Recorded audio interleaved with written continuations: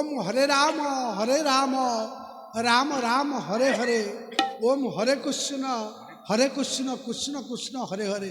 ये पावन महामंत्र कलिजुगर तारक मंत्र।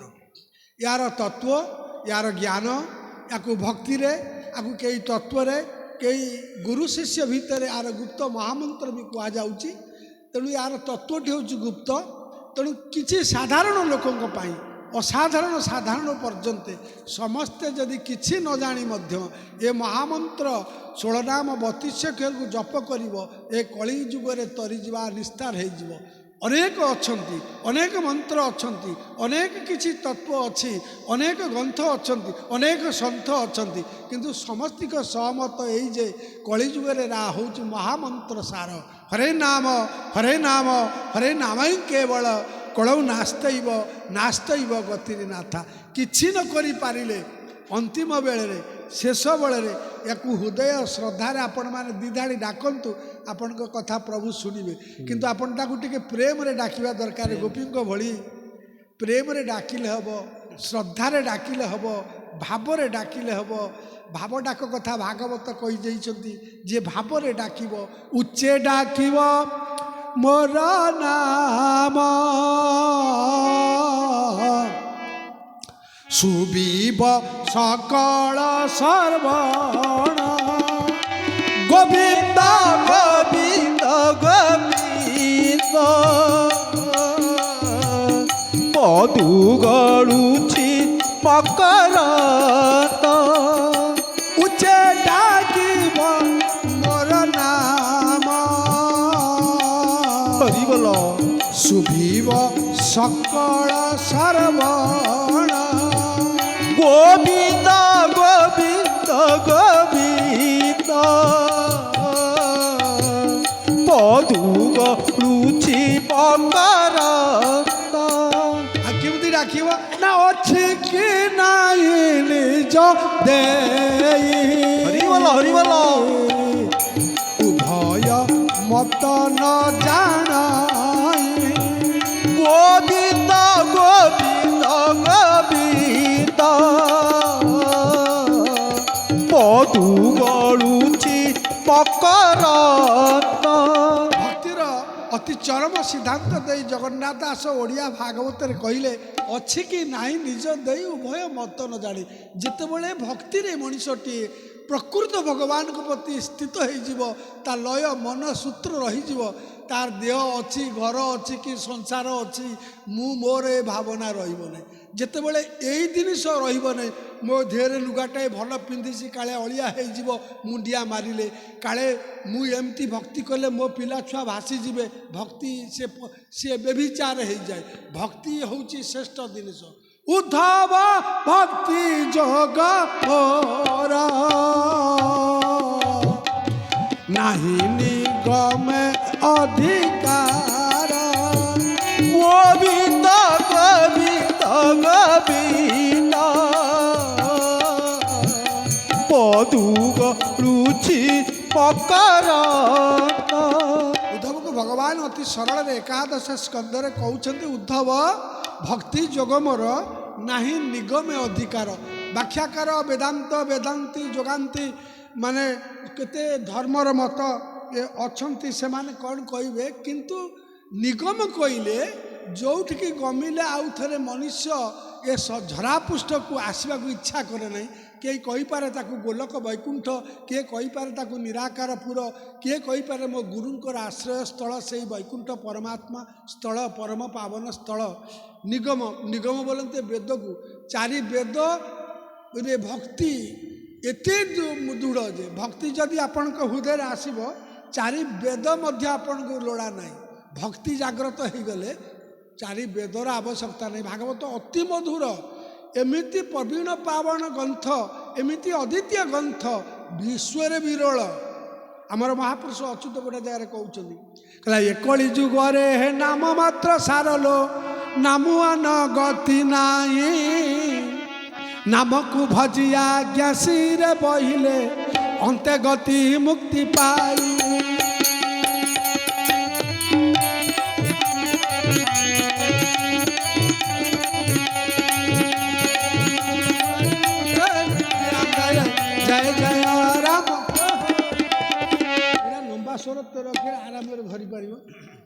एकली जुगरे नाम मात्र सार आज्ञा चरण पंजर महापुरुष कहते एकली जुगरे नाम मात्र सार नामु आन गति नाही नाम को भजी आज्ञा सिरे बोइले अंते गति मुक्ति पाई चौवेद पूर्ण नववाक्य रहण अष्टादश जे पुराण ओ अष्टादश जे पुराण राम जय जय जय राम जय जय राम राम जय जय राम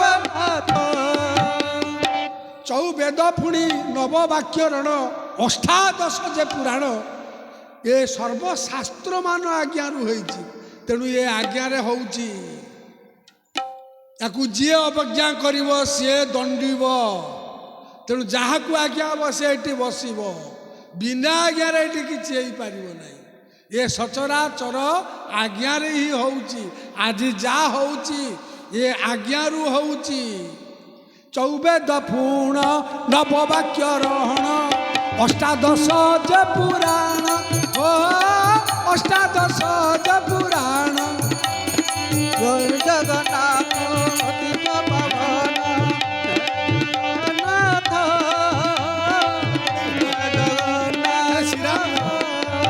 चौवेद पुणी नववाक्यरण 14टा वेद अच्छी संसार रे समस्ते कहते पंचम वेद ऋक् श्याम जदु अथर्व शिशु वेद केतक आयुर्वेद धनुर्वेद आयुर्वेद श्री सन्त महाराज अच्छा जेठी तांकर चिकित्सा विज्ञान से वैज्ञानिक विज्ञान ज्ञान विज्ञान को मिश्रण कर चिकित्सा विज्ञान करद्वारा हजार हजार लोक द्वारा उपकृत प्रश शिक्षा द्वारा उपकृत होती तेणु ये सीना षड़ वेद हो अच्युतानंद कहते चौवेद किए कहू यही शास्त्र अच्छी ना चौवेद पुणी नववाक्यरण 9टा वाक्यरण व्याकरण एत छोटिया न ओडिशार जेते व्याकरण अच्छी पृथ्वी रे नहीं ओडिया भाषा तू भाषा नहीं जेते बलिष्ठ भाषा अच्छी पृथ्वी रे सबुठार भाषा ओडिया भाषा श्रेष्ठ आर आद्य आरंभ अ एवं जन्म करुची माँ रूपरे ओम अरु आरंभ ओम रे शेष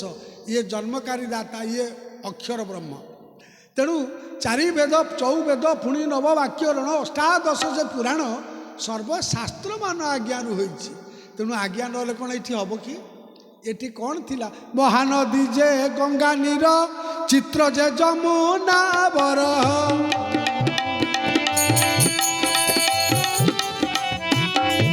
हे हंस बाइनी सरस्वती हंसुआ नामे है नदी ख्याति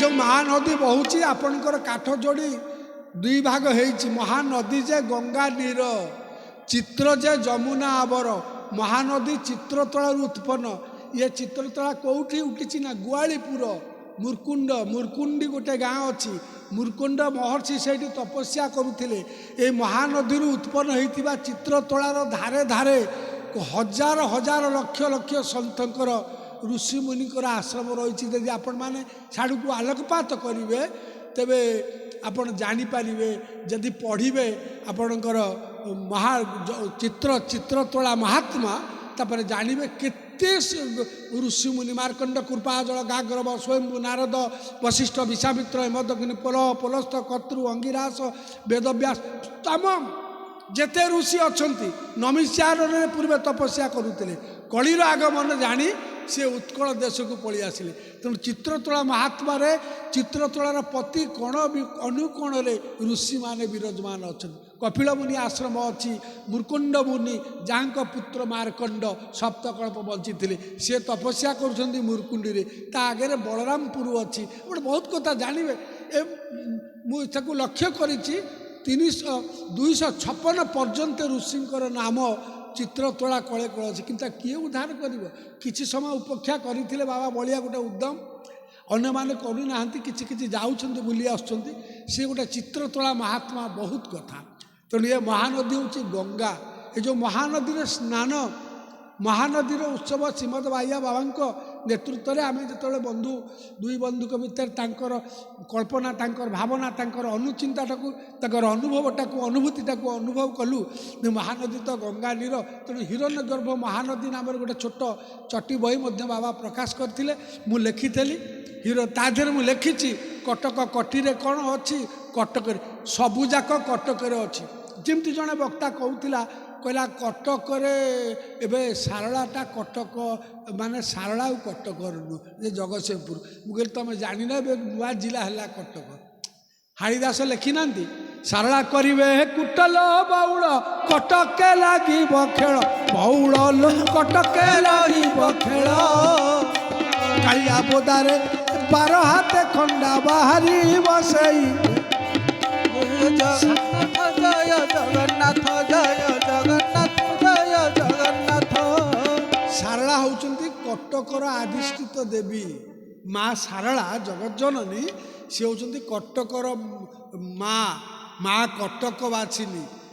ଆପଣମାନଙ୍କୁ କହି ହେବ ନାହିଁ, ଯେଉଁ ଗଡ଼ଚଣ୍ଡୀ କଟକ ଚଣ୍ଡୀ ଅଛନ୍ତି, ଆପଣମାନେ ଯାଇନାହାନ୍ତି। ପାରାବ୍ଧ ପଞ୍ଚସଖାଙ୍କ ମୀମାଂସା ପାରାବ୍ଧ ପଢ଼ିଲେ ଜାଣିବ, ମହାପୁରୁଷ ବଳରାମ ଅଚ୍ୟୁତ ଅନନ୍ତ ଲେଖିଛନ୍ତି ଯେ କଟକ ଚଣ୍ଡୀ ହେଉଛନ୍ତି କଂସଙ୍କର ଗ୍ରାମ ଦେବତୀ। କଂସ ଗ୍ରାମ ଦେବତୀ କରିଥିଲେ। ସେଥିରେ କଳ୍ପନା କରାଯାଇଛି କଂସଙ୍କ ରାଜମକୁଟ ଅଛି ସେଇ ଗାଦିରେ। ଯେଉଁ ଧୁନ୍ଦଳ ଖୋଳା ହେଇଛି ମୁକୁନ୍ଦ ଦେବଙ୍କ ସମୟରେ ଯେଉଁ ଯୁଦ୍ଧ ହେଇଥିଲା, ପରବର୍ତ୍ତୀ ସମୟରେ ଯେଉଁ କାର୍ଯ୍ୟକ୍ରମ ହେଇଛି ଦ୍ୱାପର ଯୁଗରେ, ସେଠି କଂସଙ୍କର ରାଜୁତି ଥିଲା, କଟକ ଥିଲା।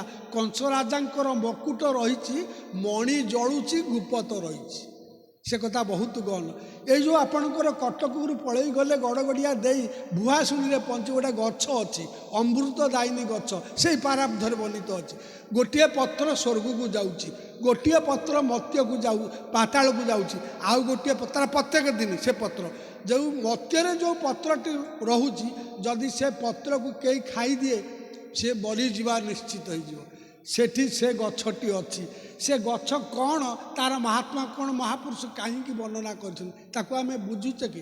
ପତର ଶୌଳି ନିତେଇ ଧୋବଣୀର ରହସ୍ୟ ଏଇ କଟକ ଭିତରେ ରହିଛି। ଏ କାଠ ଯୋଡ଼ି ଆଉ ମହାନଦୀ ଭିତର ଦେଇ ବହୁତ ଗୁଡ଼ିଏ କଥା ରହିଛି। 46 ପୋଟଳ ନାମକ ପବିତ୍ର ଗ୍ରନ୍ଥରେ 3 ଲକ୍ଷ ଭକ୍ତ କଟକରେ ଅଛନ୍ତି। କେବଳ କଟକ ଭିତରେ 3 ଲକ୍ଷ ଭକ୍ତ ଅଛନ୍ତି। ଆଉ କ'ଣ କହିବା? ଏ କ'ଣ ମହାପୁରୁଷ ମନକୁ ଲେଖି ଦେଇଛନ୍ତି? ତେଣୁ ଏ ଯେଉଁ ମହାନଦୀ ଗଙ୍ଗା, ଏ ଗଙ୍ଗା ସ୍ନାନ ସେଇଦିନ ବାବା କରିଥିଲେ ଗଙ୍ଗା ସ୍ନାନ। ଏ ଗଙ୍ଗାରେ ସ୍ନାନ କରିବେ ପବିତ୍ର ମନରେ, କହିଲା ମନ ତତ୍ତ୍ୱ କଲେ ଗାଡ଼ିଆ ଗଙ୍ଗା। ଏବଂ ଏଇ ମହାନଦୀ ମଧ୍ୟ ଉତ୍ପନ୍ନ ହେଇଛି ଯେଉଁଠି, ଭାରତବର୍ଷର ଯେଉଁ ଜାଗାରୁ ଏ ଗଙ୍ଗାର ପାବନୀ ଏଇ ତ୍ରିବେଣୀ ଧାର ହେଇଛି। ମହାନଦୀ, କାଠଯୋଡ଼ି, ଚିତ୍ରତୋଳା, ଏ 3 ଜଣ ତ୍ରିବେଣୀ ସଙ୍ଗମ ହେଇଛନ୍ତି। କାଠଯୋଡ଼ି, ମହାନଦୀ, ମହାନଦୀରୁ ଯେଉଁ ବାହାରିଲେ ଚିତ୍ରତୋଳା, ସେ ହେଇଗଲେ ଯମୁନା। ଗଙ୍ଗା, ଯମୁନା, ସରସ୍ୱତୀ ଏ ସଙ୍ଗମ ହେଇଛନ୍ତି। ଏମିତି ପ୍ରାଚୀନ ନଦୀକି ମଧ୍ୟ ସରସ୍ୱତୀ କୁହାଯାଏ। ଅନ୍ୟାନ୍ୟ କେତେ ଜାଗାରେ ଗୁପ୍ତ କାହାଣୀ, ଗୁପ୍ତ ମନ୍ତ୍ରମାନ ରହିଛି। ତେଣୁ ସାରଳା କରିବେ କୁଟଲ ବଉଳ, କଟକେ ଲାଗିବ ଗୋଳ। ଆଜିଠାରୁ ଆପଣ ଜାଣି ରଖନ୍ତୁ, ଜଗତସିଂହପୁର ଜିଲ୍ଲା ହେଇଛି ଓଡ଼ିଶାର ସବୁଠାରୁ ଛୋଟିଆ ଜିଲ୍ଲା ହେଉଛି ଜଗତସିଂହପୁର ଜିଲ୍ଲା। ଏକଥା ବି ଜାଣି ରଖନ୍ତୁ। ତେଣୁ ଯାହା ହଉ ଆମର ବିଧାୟକ ବିଷ୍ଣୁ ଦାସ ସ୍ୱର୍ଗତ ହେଲେଣି, ଦାବି କଲେ, କିନ୍ତୁ ମା ସାରଳା ହେଉଛନ୍ତି କଟକର ଆରାଧ୍ୟ ଦେବୀ। କଟକର ସେ ପୂଜିତା ମା। କଟକରେ ରାଜା ମହାରାଜା ମାନେ ତାଙ୍କୁ ପୂଜୁଥିଲେ। ସେ ହେଉଛନ୍ତି କଟକର। ଆଉ ଯେଉଁ ଗଡ଼ଚଣ୍ଡୀ, ସେ ଗଡ଼ର ଚଣ୍ଡୀ, କଂସ ରାଜାଙ୍କର ଗଡ଼ ଚଣ୍ଡୀ, ତାକୁ ଗଡ଼ ରକ୍ଷକ ଭାବରେ ଗଡ଼ରେ ରଖୁଥିଲେ। ଗଡ଼ ରଖିବା ପାଇଁକି ମଧ୍ୟ ଶୋଉଥିଲେ। ଆପଣ ଲଙ୍କା କଥା ଜାଣିଯିବେ, ରାବଣ ମା ପାର୍ବତୀଙ୍କୁ ବଶ୍ୟ କରି ଗଡ଼ ରକ୍ଷକ କରିଦେଇଥିଲେ, ବିବର୍ଷ କରିଦେଇଥିଲେ। ଭଗବାନ ଶଙ୍କର ତାଙ୍କୁ ବର ଦେଲେ। କ'ଣ ବର ଦେଲେ? କହିଲେ, ରାବଣ କହିଲା, ପ୍ରଭୁ ତମେ ତ ମୋର ସବୁ କିଛି। ଶିବଙ୍କୁ ଛାଡ଼ି ମହାବର ମାଗିଥିଲେ ରାବଣ, ପ୍ରତାପୀ ରାବଣ, ତ୍ରିପୁର ବିଜୟୀ, ମହାଜ୍ଞାନୀ, ମହାପଣ୍ଡିତ। ତାଙ୍କଠାରୁ ଜ୍ଞାନୀ ପଣ୍ଡିତ ଆଉ ଦୁନିଆରେ କେହି ନାହିଁ। ସେ ସର୍ବପ୍ରଜ୍ଞମାନ ଥିଲେ। ସଚରାଚର ଜଗତ କଥା ଭିତରେ ତାଙ୍କ ଭିତରେ ଥିଲା। ଶିବଙ୍କୁ ସେ ବର ମାଗିଲେ, କହିଲେ ପ୍ରଭୁ ମୁଁ ମରିବି, ଅମର ହେଇ ରହିବି କେମିତି? ନା ରେ, ଅମର ବର ତ ଆମେ ଦେଇପାରିବୁ ନାହିଁ। ଆଉ ଯଦି ତୁ କହୁଛୁ ମରିବୁ ନାହିଁ, ତେବେ ମୋର ଆତ୍ମାଲିଙ୍ଗକୁ ନେଇପାରିବୁ ଯଦି ଲଙ୍କାକୁ, ତାହେଲେ ତୁ ଅମର ହେଇ ରହିବୁ, ତୋତେ କେହି ମାରିପାରିବେନି ଲଙ୍କାରେ। ଏ ପ୍ରୟାସ ମଧ୍ୟ ରାବଣ କରିଥିଲା। କଥା ପ୍ରସଙ୍ଗକୁ ଗଲେ ଆପଣ ଜାଣିବେ। आत्मालिंग को नेला बेले गणेश पथर तांकु विभ्रांत कले देवतांक चक्रांतरे इंद्रादि देवतांक चक्रांतरे विभ्रांत हेले हनुमान भी तादेर अंश ग्रहण करथिले रामायण जुगे तेणु आत्मालिंग को नेउ नेउ गणेश ब्राह्मण रूप धरी अति भ्रम कले रावण स्नान को जीवा परे संध्या तर्पण करने अभिमुखे ब्राह्मण का हाथ में छाड़ीदे गजानन भगवान गणेश धरी पारे कहले मु किछि समय धरबी जदि मु धरी न पारि डाकबी आपण तुरंत आसबे यही समय माया है गणेश डाकिले सी साढ़े प्रतिबंधक है लास्ट को गणेश थोईदे जो लंका को जापारानी आत्मालिंग जदि आत्मालिंग नहीं जाता रावण तेरे सी अमर होता से नुह से रावण तृतीया जुगर कथा से ही रावण अखंड ब्रह्म को ब्रह्मा को ठारू बर पाई हे ब्रह्मदेव मु अमर ही रही ना रे बा मुझे अमर बर दे पारि ना 10 मुंड को काटिकी अग्नि रे सबू भुज मुंड को काटिदेले 20 भुज 10 मुंड को काटिकी अग्नि रे देले एभली कठोर तपस्या ब्रह्मा प्रसन्न ले कहले कौन मागुच ना मत अमर बर दियो ना अमर बर केवे मु देई पारिबी नाही ना मु केमिति अमर हेबी कहले ना रे पुओ मु अमर बर देई पारिबी नाही मु गोटिए बर दउची तो नाभि रे अमृत रहिबो तते केही त्रिपुन रे मारी पारिबेनी विचार करंतु जाको नाभि रे अमृत शिव जाको बर देइथिले आत्मालिंग रूप रहिया को सेइथिपाई आत्मालिंग रहीगले बाटर बोली पुणी आसी रावण पचारा प्रभु आपण बर बुथा होगा मो रहीगले आपण बाटर मो लंका रमती भगवान शिव कहले तो मुझे थे देदेसी बर माँ पार्वती थी जगज्जन ना माया माँ तेणु विवश हो गले माँ कहले कौन करवा बाबा तो दे सारे जा मु तो लंका रक्षा करी हनुमान जिते लंका गढ़ में प्रवेश कला माँ को दर्शन कले माँ कही रावण मुझे पर्यंत रही सत्य शांति दया क्षमा धर्म धारणा जो पाखे जिते दिन थी मु ते जगी रही तो कवच हो ते कहीं मारी पारे सी पुणी ब्रह्म कवच तार ब्रह्मस्वर पाई सी गुप्त थिला त्रिभुवन विजय होता 9टा जाक ग्रह ब्रह्मा मुरारी त्रिपुरांतकारी भानु शशिभूमि सुत बुधश्च गुरुश शुक्र शनि राहु केतु कुवंतु सर्वे मम सुप्रभाते 9टी ग्रह थो ब्रह्मा विष्णु को वश्य करी 9 ग्रह को जे बांधिक रखी सी होती रावण सेतिकी नुह ये 10 दिग पाल को आयत रखी जम को ठारू निजर मृत्युभेद स्वर को आणिकी गुप्त रखीदे एत बड़ प्रतापी रावण तार विनाश कहीं कहले अहंकार अहंवशत जितेबाला रावण माँ सीता को नवा पशिला से गोटे सन्यासी रूप धरिकी गला